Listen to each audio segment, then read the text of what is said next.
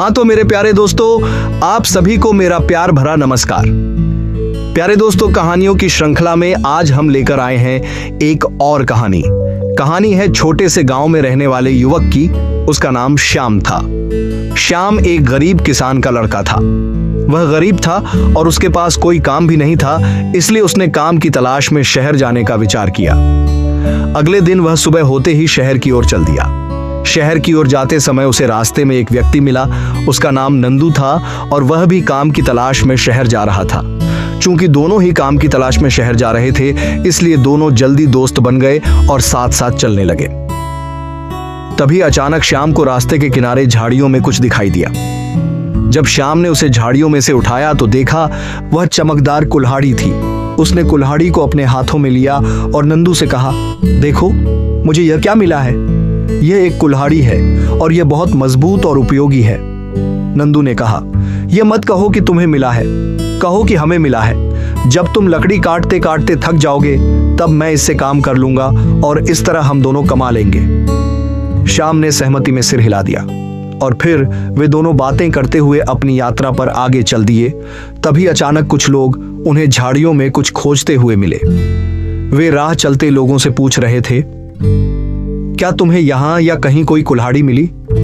यह सुनकर श्याम ने अपने दोस्त की तरफ देखा और धीरे से कहा, नंदू, अब तो हम मुसीबत में फंस गए, अब क्या करें?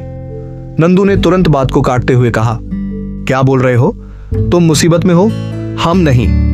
यह कहकर वह तुरंत एक पेड़ के पीछे छुप गया। लोगों का समूह श्याम के पास आया और उसके हाथ में कुल्हाड़ी देखी और उस कुल्हाड़ी को देखकर खुशी से उछल पड़े और बोले, हाँ, यही वह कुल्हाड़ी है जिसकी हमें तलाश है। यह हमारी पैतृक संपत्ति का हिस्सा है और हमारे लिए बहुत कीमती है। जब हम अपनी गाड़ियों से यहां से गुजर रहे थे तब अनजाने में हमसे यह कुल्हाड़ी रास्ते में कहीं खो गई थी। यह हमारे परिवार की बहुत कीमती वस्तु है। इसको वापस लौटाने के लिए हम आपके आभारी हैं। उन्होंने उसे कुल्हाड़ी लौटाने के बदले इनाम के रूप में 100 सोने के सिक्के दिए। उधर नंदू छुपकर यह सब देख रहा था, किंतु सामने आने की हिम्मत न कर सका। और इधर श्याम ईमानदारी के मिले इनाम को लेकर अपने गांव की ओर वापस चल पड़ा। उसे इतना धन मिल गया था कि अब उसे काम के लिए शहर जाने की कोई जरूरत नहीं थी।